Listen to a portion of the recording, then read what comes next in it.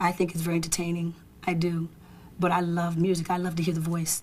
In December 2002, Whitney Houston walked into what should have been a simple TV interview. She was there to promote her new album, but the host had other plans. What started as friendly chat quickly turned into an interrogation about drugs and scandals. Then Whitney said something that shocked America. One sentence that was so bold, so unexpected, it became legendary overnight. The entire room went silent, and the interviewer didn't know how to respond. That single moment became more famous than any song she ever sang. Whitney Houston was born on August 9, 1963, in Newark, New Jersey, and right from the start, she wasn't just another child in the hospital. Her birth was like opening the door to a storm of talent. Her mother, Cissy Houston, was already a Grammy-winning gospel powerhouse who founded the Sweet Inspirations and sang backup for Elvis Presley and Aretha Franklin. Her father, John Russell Houston Jr., was once a soldier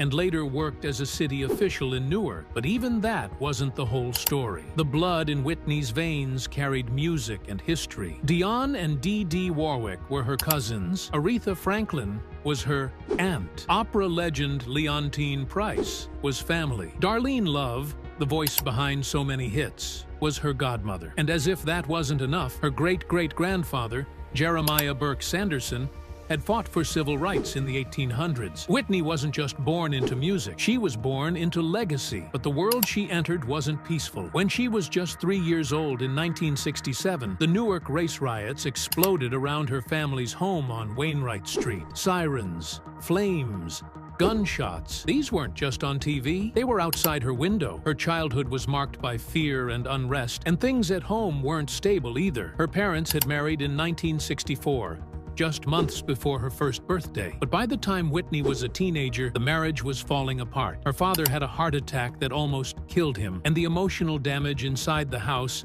matched the chaos outside. They separated when Whitney was 17, but the official divorce dragged on for nearly 10 more years. Around the same time, in 1970, Cissy was launching her solo career, so the family had to move to a quieter neighborhood in East Orange. Whitney was caught between a broken home and a world on fire, and somehow, she still found music. She didn't find it by accident. At age 5, not 11 like some people think, Whitney joined the choir at New Hope Baptist Church in Newark. Her mother, as choir director, gave her professional training before most kids even learn multiplication. By 11, she sang "Guide Me, O Thou Great Jehovah" as her first solo. But what no one realized was that she had already been in the choir for 6 years. Her voice was so powerful even then that at age 12, she told her mother she wanted to become a professional singer. The church became her classroom. She learned the piano, soaked up the fiery spirit of Pentecostal worship, and by 15,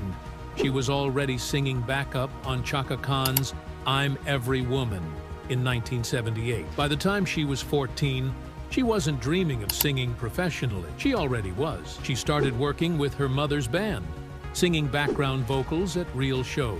In 1978, when she was just 15, she sang on the Michael Zager Band's "Life's a Party." That song didn't make her famous, but industry insiders started noticing the range, the control, the spark. She was also hitting jazz clubs with her mother, learning how to move across a stage, how to keep an audience with her from the first word to the last note. Soon, she was backing artists like Lou Rawls, Herbie Mann, and the Neville Brothers. This wasn't teenage talent. It was already the making of a star. In early 1980, she started getting paid to sing in clubs. By 17, Whitney was becoming a regular on the Manhattan circuit. Places like Reno Sweeney, McKell's, and Sweetwater's gave her real stages, real pressure, real applause. One unforgettable moment happened in February 1978 at Town Hall. She wasn't even the headliner. Her mother was. But when Whitney stepped up to sing "Tomorrow" from Annie, the crowd rose to their feet. She wasn't just a girl with a good voice anymore. She could stop time. These performances, night after night, shaped the voice that would one day define a generation. But while her music was rising, something unexpected happened. A modeling scout saw her perform at Carnegie Hall and knew instantly she belonged in front of a camera, too. In 1980, she signed with Click Models and then moved to Wilhelmina. The following year, in November 1981, she became one of the first black women ever on the cover of 17. She was 17 years old, and this wasn't just fashion, it was history. The camera loved her. She did ads, spreads in Cosmopolitan, Glamour, and even a Canada Dry commercial. Her face became familiar across the country, but she never let it distract her. Modeling was a way to pay bills. Music was the dream. Even while balancing fame, Whitney stayed in school. She attended Mount St. Dominic Academy, a Catholic all-girls school in Caldwell, and somehow graduated in 1981 despite missing classes for photo shoots and recording sessions. Her mom refused to let her drop out. Offers were already pouring in, but Sissy made her wait. It was smart. After graduation, she signed a deal with Terra Productions and started working with Gene Harvey, who became her manager. The discipline she learned from school would help her survive what came next. Then came the night that changed everything. It was 1983. A freezing winter evening in New York City, and Whitney was on stage at Sweetwater's, not even as the main act. She was just backing her mother when a man named Jerry Griffith from Arista Records saw her again. He had actually seen her sing years earlier but didn't act. This time he didn't walk away. He rushed to Clive Davis and said, "You have to see her." Davis came, and Whitney sang "The Greatest Love of All," a song Davis had helped create 10 years earlier for a Muhammad Ali movie. It wasn't just beautiful, it was personal. Davis said she sang with so much heart and power that he knew instantly she was different. On April 10, 1983, she signed with Arista. She was 19. The deal wasn't small. It came after serious offers from CBS and Elektra. In fact, she had already recorded Memories for Material's One Down album on Elektra, and critics called it one of the most stunning ballads they'd ever heard. Davis fought hard to keep her. He even added a rare clause. If he left Arista, Whitney could leave too. That's how much she meant to him. He originally budgeted $200,000 for her debut album, but it ballooned to $400,000. Years later, Whitney gave up the exit clause for millions. Her first official Billboard entry wasn't even solo. In May 1984, she sang "Hold Me" with Teddy Pendergrass. It hit number 46 on the Hot 100 and broke into the top 10 on R&B and adult charts. At the same time, she recorded songs with Jermaine Jackson and sang a duet live on As the World Turns. All of it was strategic. Clive Davis was building suspense, holding back her debut to make sure it was flawless. In the background, TV was calling too. In 1983, just 2 months after signing with Arista, she appeared on The Merv Griffin Show. That same year, she recorded Eternal Love for Paul Jabara's album. She even auditioned for The Cosby Show, nearly landing the role of Denise Huxtable. But music kept pulling her back. Even her commercials couldn't keep her away from the mic. Whitney Houston was only 21 when Clive Davis decided to gamble the future of Arista Records on her. He didn't just sign her. He handpicked every song, hired the best producers, spent 2 years and thousands of dollars sculpting a debut album that had to match her voice. But when it finally came out on Valentine's Day, 1985, the world barely noticed. It entered the Billboard charts at number 166 on March 30th. Most albums debut and vanish. This one climbed slowly, painfully, week by week, for over a year. It took 55 weeks to hit number 1. The last time anyone had taken that long was Fleetwood Mac in 1976. The single that finally changed everything was You Give Good Love. By mid-1985, momentum began to build, but the real explosion happened in April, when Whitney walked out on national television for the first time. It was The Merv Griffin Show. She sang How Will I Know? And suddenly the entire country was paying attention. She looked like a model and sang like thunder. Within hours, radio stations were flooded with requests. Her debut album began to fly, and she was no longer just a rising star. She was the crossover miracle the industry didn't know it needed. MTV was looking for someone who could break the color line without sacrificing mainstream appeal, and Whitney fit perfectly. By 1987, her debut album had sold over 14 million copies around the world. But it wasn't just the sales that shocked people. She became the first woman ever to launch 3 consecutive #1 singles from a debut album. Saving All My Love for You, How Will I Know, and Greatest Love of All each topped the charts. The album stayed at #1 for 14 non-consecutive weeks and refused to leave the Billboard 200 for 162 weeks straight, 3 years without fading. It became the best-selling album of 1986 and made Whitney the #1 pop artist that year. By January 2023, it had been certified 14 times platinum in the United States alone. At the Grammy Awards in 1986, she won Best Female Pop Vocal Performance for Saving All My Love for You. On stage, in tears, she thanked her mother, Sissy, and said it was a win for her whole family. But there was something strange about that night. She wasn't nominated for Best New Artist. The reason? She had recorded something the previous year, and that disqualified her. Clive Davis was furious and wrote a letter calling it a disgrace. But Whitney still walked away with a Grammy and an Emmy for that same performance, a rare double that proved she wasn't just popular, she was respected. What most people didn't know was that behind those studio hits, there were battles. During the recording of Greatest Love of All, she clashed hard with Michael Masser, the song's producer. He had written the original for George Benson back in 1977, and didn't want to deviate. Whitney had different instincts. She wanted to infuse it with gospel energy, with raw emotion, with her voice. They argued. She stormed out of sessions. She was only 21, but refused to let anyone control how she sang. In the end, her version won, and it changed the song's place in history. It was a sign of what would come. Whitney was not a puppet. She was a perfectionist. When her second album, simply titled Whitney, dropped on June 2, 1987, something historic happened. It debuted at #1. No female artist had ever done that before. The industry had never seen anything like it. The album didn't climb to the top. It started there, and her reign only grew. Combined with her first album's time at #1, she had now owned the top spot for 25 weeks during the 1980s, more than any other female artist. Then came the anthem, I Wanna Dance with Somebody. Wasn't just a hit, it became her 4th #1 single and took over charts in 13 countries. She opened the Grammy Awards on March 2nd, 1988, with a performance so electric it left the crowd breathless. That night, she won again. The music video became an MTV staple. The message was clear now. She wasn't just a ballad queen, she could make the world dance. Her 1987-88 tour proved her voice was just as powerful live. 2 sold-out nights at Madison Square Garden pulled in over 117,000 people and nearly $2 million. Her Tampa show brought nearly 50,000 fans. Boston sold out both nights with 36,000 people per show. Europe welcomed her like royalty, with more than 500,000 fans across 12 countries. Her sets lasted over 2 hours. She was delivering high notes and raw emotion night after night. In 1988, her Olympic anthem, One Moment in Time, reached #5 on the Hot 100. She had recorded it during her 9-night Wembley Arena run, backed by the London Symphony Orchestra. The song's video won an Emmy, and her performance stirred something deep during the Seoul Olympics. It was cinematic, spiritual, and unforgettable. But the moment that hurt the most came at the 1988 Soul Train Music Awards. She was booed. Some in the audience claimed she sounded too white and had left behind her black roots. That night exposed the brutal tension between crossover success and cultural identity. Whitney was devastated. She spoke about it years later on the Arsenio Hall show,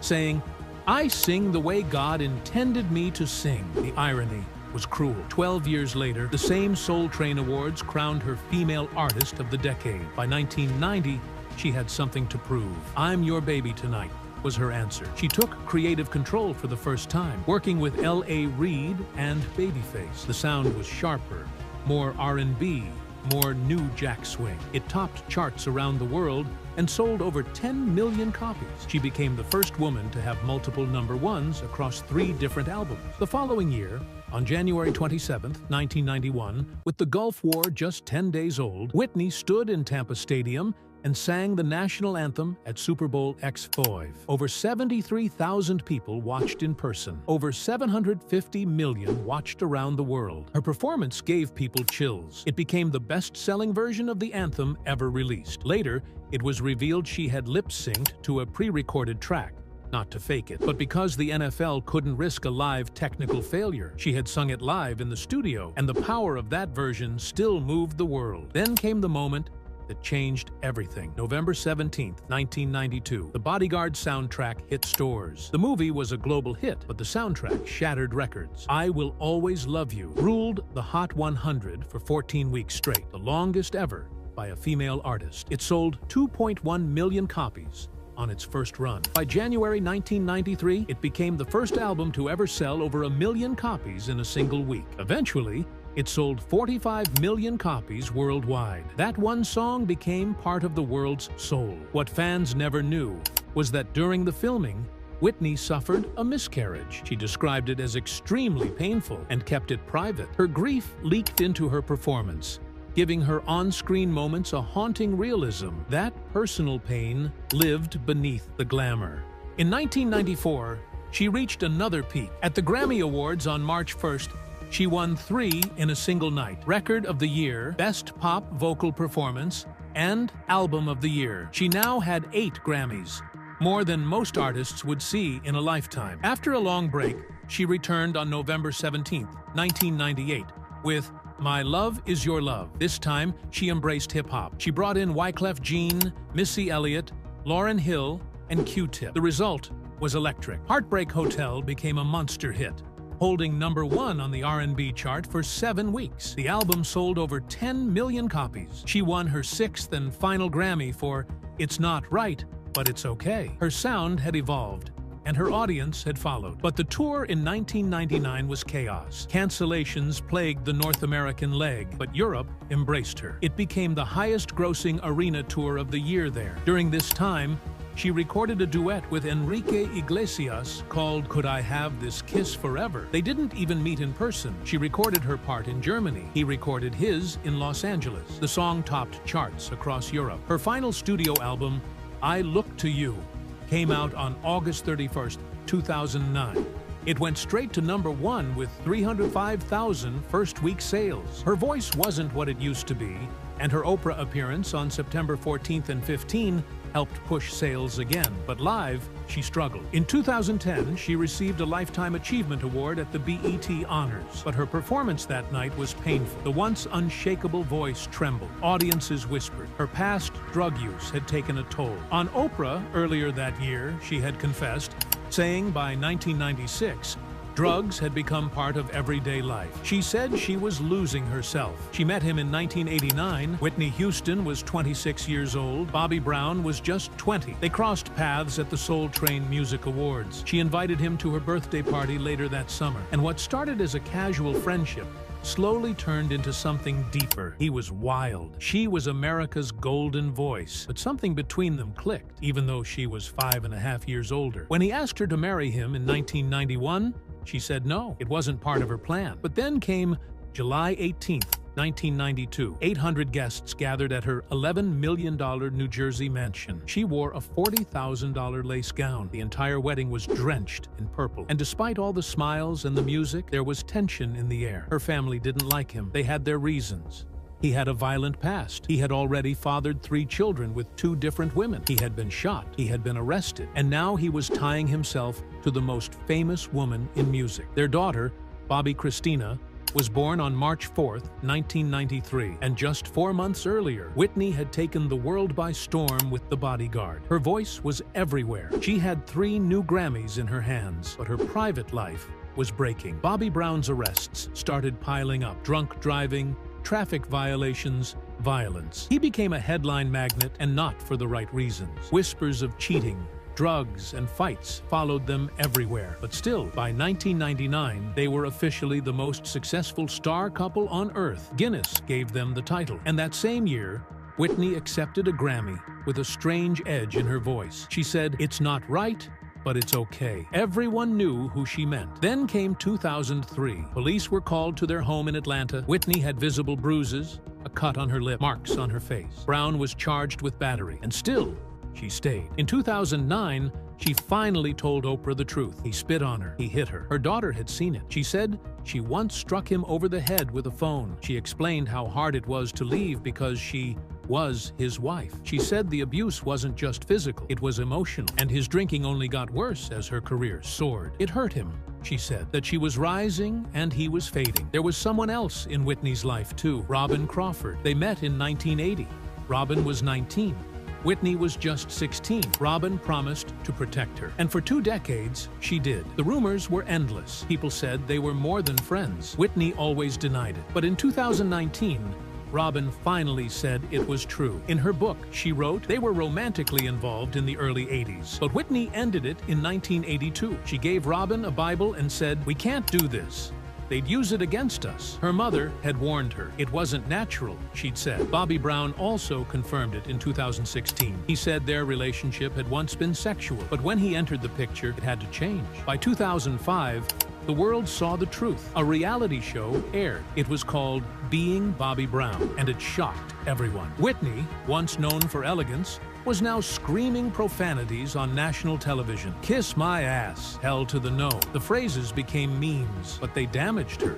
Songwriter Diane Warren said it best. Watching Whitney on that show felt like watching a tragedy unfold in real time. She never returned for season 2. That same year, Whitney's mother stormed into her house with police and a court order. She had to force her daughter into treatment. The walls were spray-painted with eyes and strange faces. Whitney had cut herself out of framed photos. Her addiction had taken full control. It had started so quietly. Just marijuana in the late 80s. But by the 90s, cocaine was part of her routine. On January 11, 2000, she was caught with 15.2 grams of marijuana in Hawaii. She simply walked away and boarded her flight with Bobby before the police even arrived. She could have faced jail. She didn't. Charges came years later, but the damage had already been done. She tried to stop. She entered rehab 3 times, once in 2004, again in 2005, and a final time in 2011. She admitted to Oprah that by 1996, drugs were a daily thing. She wasn't happy. She was losing herself. Even after rehab, she said the craving never left. It stayed with her. By 2007, her money was gone. She had made around $250 million in her life. She had sold 170 million albums, and yet court papers showed she had only $40,000 in cash. She was $4 million in debt. Her $8.2 million home in Atlanta was almost lost. She owed more than $1 million in unpaid mortgage and taxes. Her New Jersey mansion was mortgaged too. By the end, her net worth had dropped to negative $20 million. She was asking Arista Records for advances just to survive. One insider said Whitney should have Mariah Carey money, and she's flat broke. Then came the final public humiliation. In 2011, Prince banned her from attending his concerts. She had been showing up intoxicated. She kept asking to perform. She wouldn't stop. She begged the staff to let her on stage. They refused. She embarrassed herself. 10 days later, she entered rehab again. She was allowed to leave with a monitor, but the spiral had already begun. That same year, she performed I Look to You at the BET Celebration of Gospel. It would be her last major performance. The album came out in 2009. It debuted at #1, but now her voice was fading. On February 9th, 2012, she appeared at a pre-Grammy party at True Nightclub. She performed with Kelly Price. Witnesses said she looked bloated. Her clothes didn't match. She smelled of alcohol. Her legs had blood streaks. Her wrists were scratched. That same day, hotel staff found her doing handstands by the pool. She was wandering the grounds of the Beverly Hills Hotel. 2 days later, on February 11th, 2012, she was found face down in her bathtub. It was 3:55 p.m. She was 48 years old. The coroner said she drowned, but the toxicology report showed cocaine. Her lungs had water, which meant she was still alive when she went under. She either passed out from the drugs or had a heart attack and slipped beneath the water. The woman who had once ruled the world died alone, in debt, with more questions than answers. Whitney Houston wasn't just a voice. She was lightning in a bottle. But sometimes that lightning struck too hard, especially when she sat down for interviews. One of the most unforgettable moments came in December 2002. Whitney was on ABC, sitting across from Diane Sawyer. The interview was meant to promote her new album, Just Whitney, but it quickly spiraled into something else. Diane started pressing her about drug rumors, and then, out of nowhere, Whitney leaned forward and dropped a line that became famous in seconds. She said, "First of all, let's get one thing straight. Crack is cheap. I make too much money to ever smoke crack. Let's get that straight, okay? We don't do crack. We don't do that. Crack is whack." L.A. Reid, who had arranged the whole thing, later admitted he'd made a mistake. He said he'd failed Whitney. The goal was to talk about her music, not to corner her about personal demons. But the damage was done. That clip overshadowed the album, and it followed her for the rest of her life. Then came Wendy Williams. In 2003, Whitney joined Wendy on the radio. It wasn't face-to-face, just a phone call. But even through the line, you could feel the heat. Wendy tried to poke at Whitney, tried to bring up the Diane Sawyer moment, tried to ask about drugs again. But Whitney didn't hold back. She fired back with lines that were so quick, so sharp, Wendy couldn't keep up. At one point, she told her straight, "Well, you don't, Wendy. You don't show yourself in the best light. People still listen to you." When Wendy pushed harder, Whitney drew a line. She said, "You're not talking to me. I'm a mother. Only my mother has privy to that information. You talk to your child about that. Don't ask me no questions like I'm a child." The whole radio station went quiet. Fans later called it a masterclass in standing your ground. She didn't yell. She didn't panic. She just shut it down. Every time Wendy reached for something deeper, Whitney answered with fire. It wasn't just defiance, it was control.